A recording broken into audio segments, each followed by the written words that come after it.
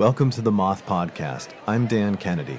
The Moth is true stories told live on stage. This week's story by Ernesto Quiñones was recorded live at the Moth in Denver when we were on tour with USA Network earlier this year. The theme of the night was A More Perfect Union, Stories of Prejudice and Power. So I'm from the Spanish Harlem section of New York City. And while I was growing up in the 7th grade, I was being bullied by a big Italian 9th grader named Mario. And Mario had a routine. Mario had this scene that he would create. And it was that he would wait till lunchtime. And then what he would do is that he would pace in between the tables where the 7th graders were having their lunch. And he would pace in between the tables, and he was carrying his milk. And then he'll pick out a victim or a target, one of us Latino kids. And then Mario will spill milk on our back. And then he'll say, "Oh, you're a wetback. What are you going to do? I mean, you're a wetback anyway. You're a wetback. So I don't do anything wrong." We didn't like it. We didn't like it one bit. But this guy was big, man. Mario was big. You seen the movie Grease when they don't look like high school kids? Mario was like that. People would come to say he's a teacher, right? Like, no, he's a 9th grader. I mean, he was big. His father, I remember his father was this hulk of a man, and he used to have these big hands. They were like milk crate hands. He could like take the phone book and rip it in two. And Mario was like that. None of us liked it, and I knew that sooner or later I was going to be one of his targets. One day they were serving ice cream, and I had my tray, and I went down to sit at the table. And in the corner of my eye, I see Mario pacing between the tables. And, you know, the 7th graders, when we would see Mario doing this, it was like we would tense up. Everybody would just get nervous. It was like those National Geographic shows that you see when the herd is all antsy and nervous because the lion is and then once she pounces on one person, on one antelope, takes it, then the herd is like, okay, cool, now we can eat. It was like that with Mario. We would be tense, and we're like, okay, not me. Oh, Hector, good, let's eat. And I knew it was going to be me sooner or later. That day when they were serving ice cream, I saw Mario, and I said, I'm going to hit him. If he does this to me, I'm going to hit him. I was determined to hit him.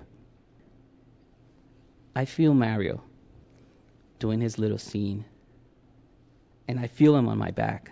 I feel him. I know he's back there. And then I feel the cold running down my spine, and I shoot right up. What are you going to do? What are you going to do? You're a wetback anyway. What are you going to do, huh? What are you going to do, wetback? And there he was towering over me, and I barely reached his neck. And as angry as I was, I just sat back down, and he took my ice cream. None of the 7th graders would think less of you. They're like, dude, he's big. I mean, what are you going to do? And we were pretty much determined that, all right, he's a 9th grader. Eventually he's going to graduate. He'll be gone in 8th grade. We'll be in 8th grade. And, you know, let's weather the storm. Let's weather the storm. You know, no one's going to face this guy. But I just felt so angry, and I just felt so humiliated. Then one day they were serving hot dogs, and I had my tray, and I saw Mario doing his little thing again, and I felt him behind me, and I was waiting for the milk. I was waiting for that cold to run down my spine.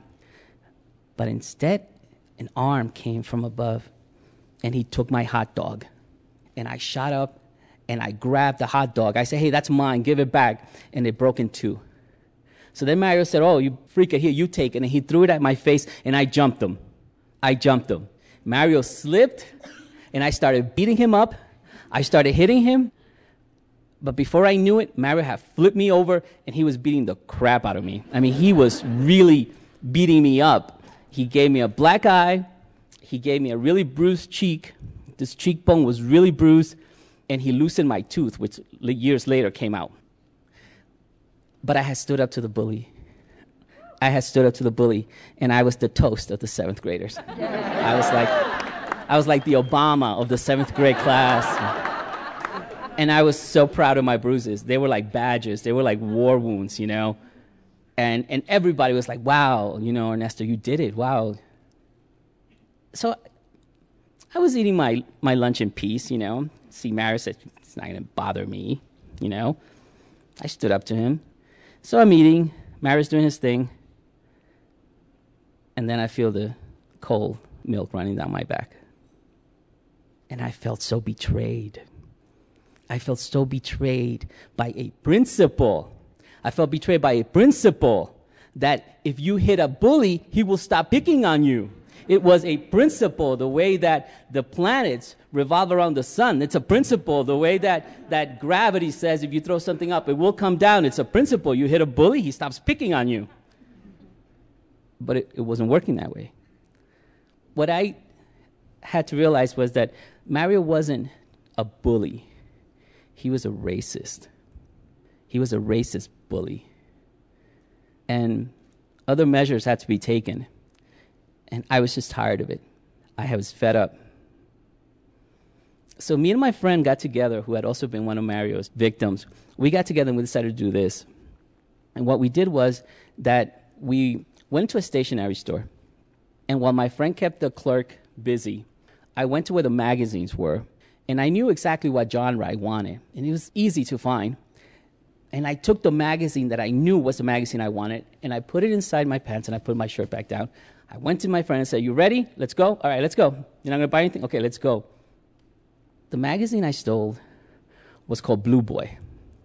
And Blue Boy is like a men's porn magazine for men. It's got all these naked men. And what we did was we got a 6-month subscription, and we were broke, so we saved and we pulled in all our money.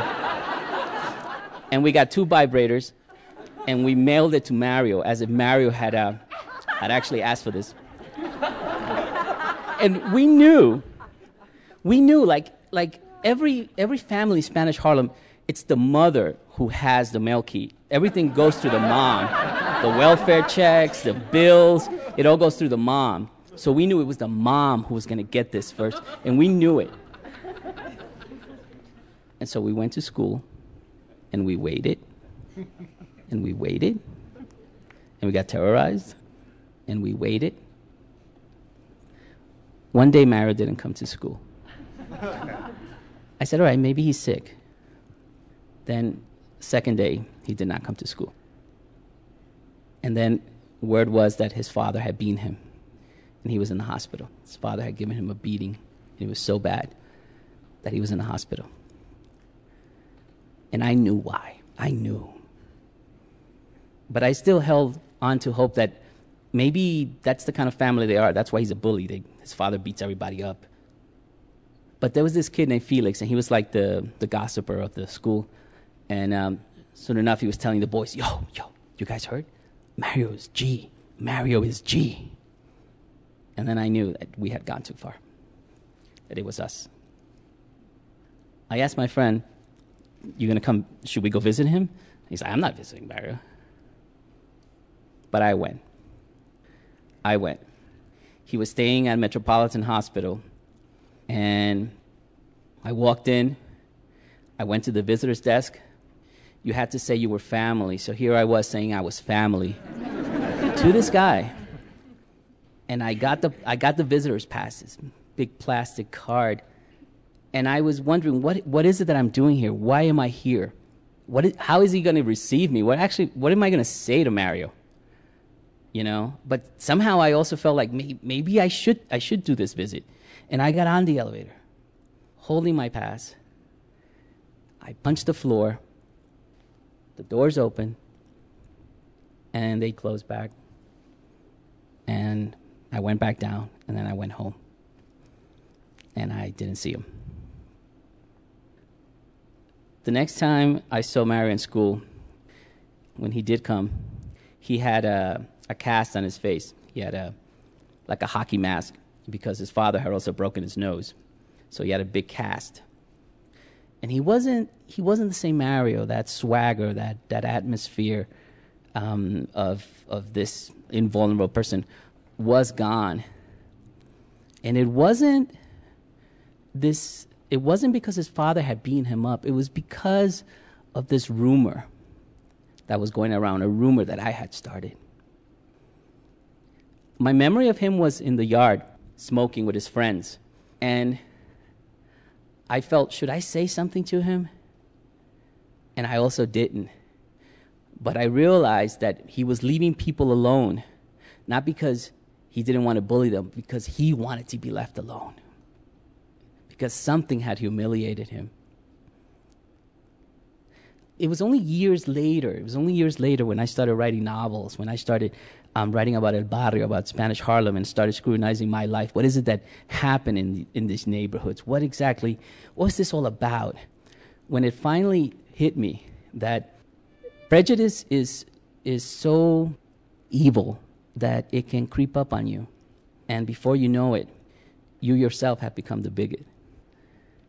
And I was guilty of that because I had subscribed to this notion, this fear of homosexuality that was rampant in El Barrio. I knew that was the reaction his parents were gonna have towards Mario, and I wanted him to feel this discomfort. And I was guilty of that. There's not much you can do with the past except learn from it and maybe get a chance at asking for forgiveness, and if lucky, be forgiven. And so, tonight, I'm going to throw it out to the universe, and maybe it'll reach Mario's ears. Mario, I am sorry. We were just two kids stuck in a ghetto. We didn't know any better. It was me. I'm sorry. It was me.